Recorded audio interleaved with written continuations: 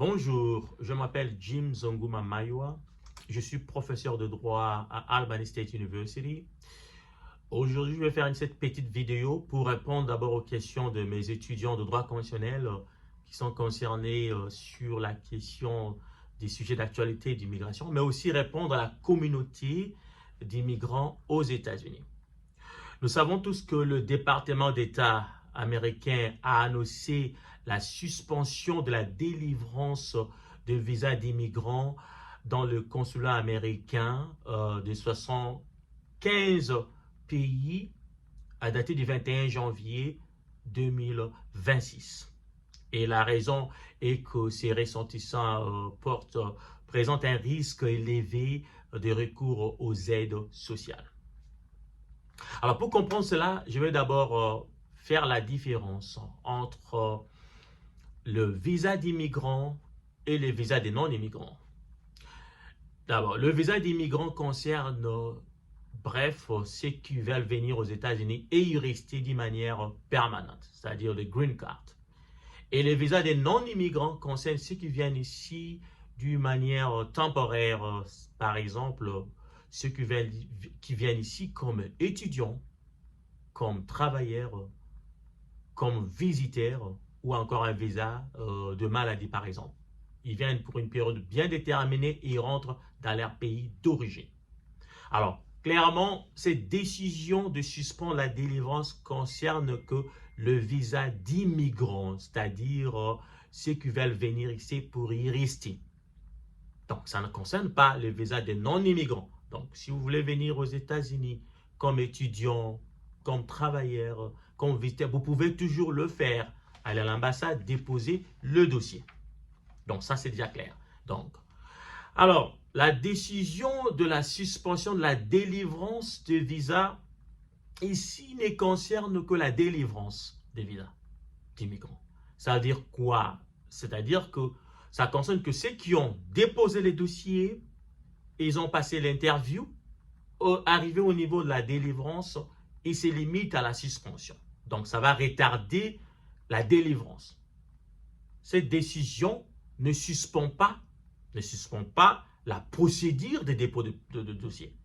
Si vous êtes ressortissant américain ou vous êtes résident permanent et que vous voulez inviter vos proches, parents, vos enfants, votre épouse ou alors votre père, votre mère, votre frère, vous pouvez toujours le faire. Déposer des dossiers, c'est-à-dire soumettre la pétition et remettre tout le dossier comme il faut. C'est au niveau de la délivrance que vous serez buté à ces problèmes, à cette décision.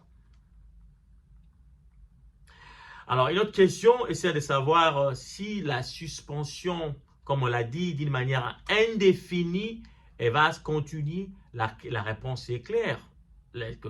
La décision de suspendre d'une manière indéfinie la délivrance de visa violerait clairement non seulement les lois fédérales, mais aussi la Constitution américaine. Et ça va ouvrir quoi? Ça va ouvrir de portes à la procédure que nous connaissons, la procédure de mandamus action.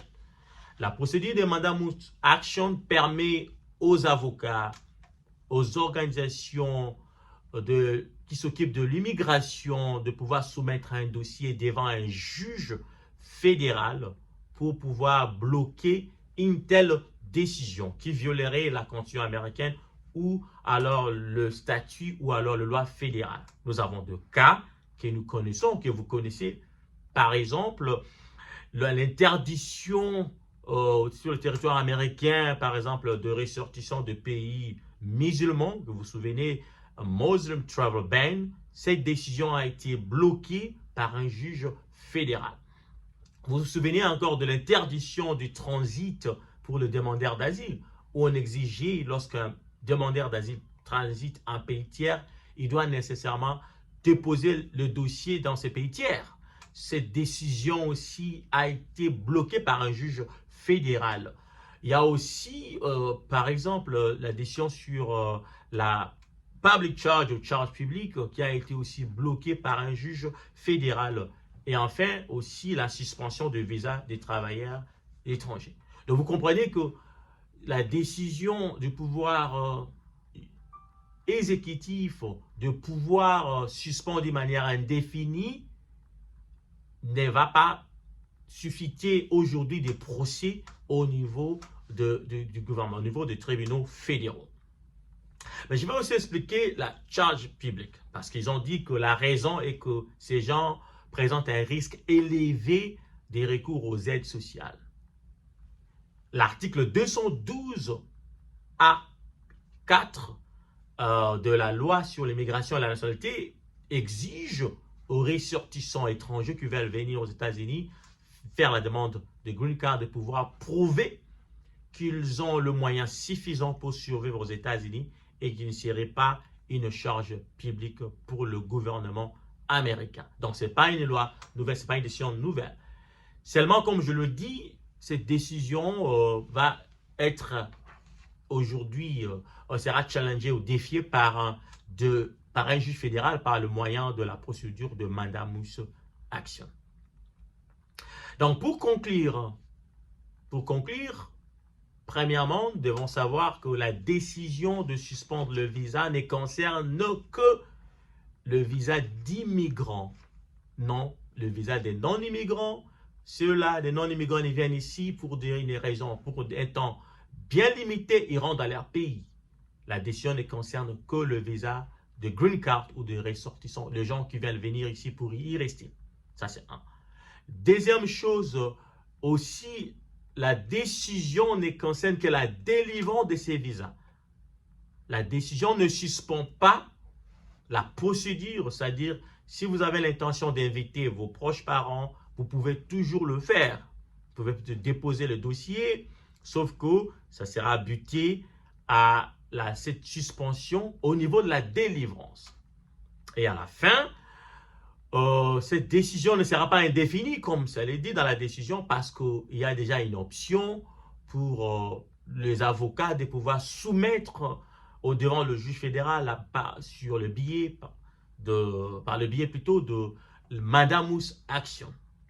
Donc, le juge fédéral va pouvoir bloquer cette décision.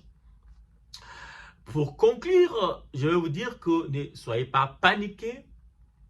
Si vous voulez venir aux États-Unis comme étudiant, visiteur, vous pouvez toujours le faire. Et ne soyez pas aussi paniqués si vous avez l'intention d'inviter vos proches parents ici, vos enfants, vos époux, comme résident permanent. Vous pouvez toujours faire votre pétition, sauf que ça sera un peu retardé. Donc, portez-vous bien. Je pense que cette vidéo va pouvoir aider quelqu'un qui a cette intention de le faire, de pouvoir déposer le dossier. Et si vous avez des questions, nous avons notre numéro que nous avons exposé à la fin de cette vidéo ou à notre email s'il y a des questions à poser. En attendant, portez-vous bien.